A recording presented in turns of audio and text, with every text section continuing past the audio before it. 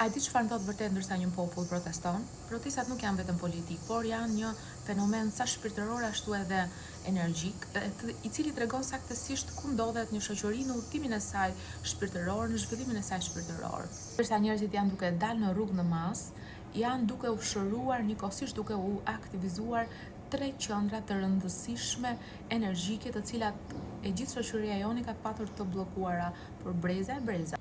Një nga shërimet kryesore kolektive që po ndodh është ai në çakrën kolektive të rrënjës, të bazës, e cila është e lidhur ngushtësisht me sigurinë, me të ndjerurit me përkatësi, me frikën, me të ndjerurit me ose pa rrënjë që përket apo jo në tokën tënde. Një popull i traumatizuar nuk ndihet i sigurt në tokën e vet. Ndihet se nuk i përket ajo çfarë ndodh. Ndaj kur mira njerëz si në këtë rast mblidhen fizikisht së bashku, kjo është çakra që po aktivizohet, po shërohet, duke i shndruar programet nga nuk përkas në unë jam këtu, kjo është toka ime, unë i përkas këtij vendi, ky vend më përket mua. Dhe nuk është rastësi që protestat ndodhin në sheshe, sepse janë hapësira që kanë simbolikën e përkatësisë kolektive, po ashtu.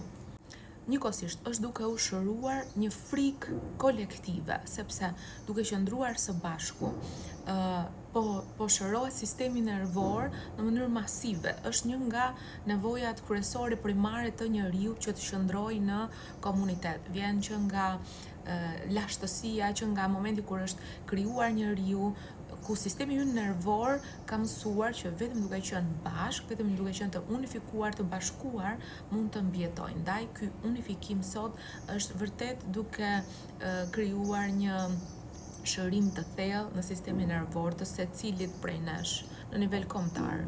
Fjala e urtë popullore që përdorim ne, bashkimi bën fuqinë, ka në themel të saj dhe një mençuri biologjike.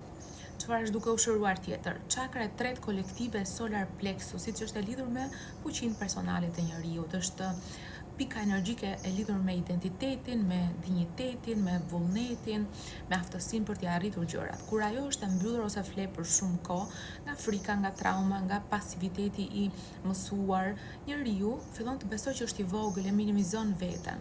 Beson se fuqia është diçka që e kanë të tjerët, që nuk të përket ty. Beson se ndryshimi nuk është i mundur ose është i vështirë. Ndaj, aktivizimi i saj, sikurse po ndodh tani, nuk vjen avash, por vjen si një shpërthim, sepse energjia që është shtypur për dekada, kur qen në rrugë, më pas shpërthen me forcë, dhe elementi që është i lidhur me këtë pikë energjike është zjarri. Ndaj protesta ndihen kështu, si zjarr, jo rastësisht. Pra ne si kom po përpiqemi të rilidhemi me fuqinë tonë, po përpiqemi të lidhemi me dinjitetin, po përpiqemi të rikthejmë, të gjejmë identitetin tonë kombëtar. Gjithashtu një pikë tjetër që po shërohet, një pikë tjetër energjike kolektive është ajo që quhet çakra e zërit ose çakra e pestë, që është shtresa që më së shumti anashkalohet, sepse ne për breza të tëra, si popull, jemi mësuar që ta mbajmë gojën mbyllur. Kemi mësuar që nëse themi të vërtetën do të jemi të ndëshkuar, apo kemi mësuar se zëri ynë nuk ka peshë, që fjala jonë nuk ka efekt, sepse heshtja është më e sigurt se sa e vërteta. Ndaj kur një popull del në rrugë edhe flet, kur thot me zë të lartë, atë që për vite e ka fshehur brenda, kjo pikë energjike, kjo çakër po shërohet. Dhe slogani nuk është vetëm slogan, por në fakt është një akt i vërtet shpirtëror, shërimi, çlirimi dhe rikuperimit të zërit. Pra, me këto protesta energjikisht, shpirtërisht, ne po shërojmë ndjesinë e përkatësisë, kjo është toka ime, rrënjën, po shërojmë fuqinë, unë mund të ndryshoj diçka, unë kam fuqi, po shërojmë zërin, fjala ime ka peshë. Ndaj një popull që proteston nuk është një popull i zemëruar, ose nuk është vetëm i zemëruar, por është një popull që thjesht po kujton kush është, por nuk përfundon këtu. Ky shërim është vërtet multidimensional, është lidhur ngushtë me arketipin e babait dhe me marrëdhënien me babain që kemi ne si kom. Figura e parë e autoritetit që ne njohim në jetë nuk është as shteti, nuk është ligji, nuk është qeveria, por është babai. Ndaj psikologjikisht e energjikisht marrëdhënia me babain formon një lloj modeli të brendshëm ndaj nesh në mënyrë se si ne reagojmë ndaj çdo gjëje që është autoritet në jetën tonë, që do takojmë më pas gjatë jetës. Nëse kemi patur një baba që na ka dëgjuar, na ka mësuar që autoriteti dëgjon. Nëse babai na ka respektuar, mësojmë që autoriteti të respekton. Por nëse babai ka abuzuar me fuqinë e tij, ne mësojmë që autoriteti është i rrezikshëm apo që duhet të ruhesh prej tij apo që është më mirë të heshtësh. Ndaj ky model, pra ky arketip që kemi patur në mënyrë gjenerale ndaj babait, më pas transferohet ndaj shefit, ndaj ligjit, ndaj shtetit, ndaj Zotit. Dhe kur një popull del në rrugë kundër një qeverie, nuk është duke protestuar vetëm për atë që ka ndodhur sot apo vite më parë, por po ripërjeton dhe po shëron një marrëdhënie shumë më të vjetër, një marrëdhënie të pazgjidhur, të vështirë, toksike me babain, me arketipin e babait. Shqipëria thuajse kurrë nuk ka patur një marrëdhënie të shëndetshme me arketipin e babait.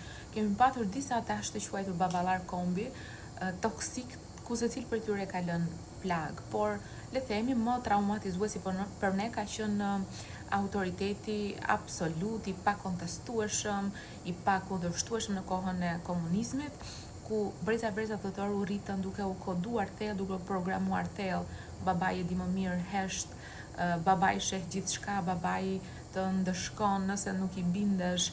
Dhe ky nuk është vetëm një mesazh politik, por është një besim ekzistencial i cili gdhëndet në sistemin tonë nervor, në të gjitha brezat që e kanë jetuar atë dhe sistemi nervor trashëgohet. Epigenetika na tregon që traumat e paprocesuara të prindrit kalojnë tek fëmia, jo si një kujtim, po edhe si një gjendje trupi, si refleks. Ndaj dhe më pas edhe pas komunizmit kjo nuk u zgjidh sërish, dhe pas 90-s thjesht u rivendos një shtres ku ndryshuan thjesht figurat, por arketipi ishte po njësoj me baballar kombi, të cilët kanë ushtruar po të njëjtin autoritet, opresion në mënyra pak më të kamufluara. Dhe është realisht për të përgëzuar ky brez i ri, i cili duke qenë se nuk e ka jetuar, nuk e ka përjetuar komunizmin, del në rrugë dhe thotë jo. Edhe e di çfarë është duke bërë, njëkohësisht është duke shëruar në nivele të ndryshme. Në nivel personal, secili prej tyre sot po shpreh atë që ka patur të bllokuar, refuzimin, zemëratën, dinjitetin, por është duke shëruar edhe në nivel breznor, duke shëruar trauma të ngurtësuara që brezat të mëparshëm nuk i kanë procesuar dot kurrë, sepse s'kan patur as hapësirën, as lejen, as mençurinë, as dijen, as gjuhën për ta bërë. Por po ashtu po shëron në nivel shpirtëror duke kërkuar një marrëdhënie të re me autoritetin. Jo marrëdhënie frike, por marrëdhënie dinjiteti. Unë të respektoj kur ti e meriton respektin. Unë të ndjek kur ti më mbron, më shërben, jo kur ti sundon.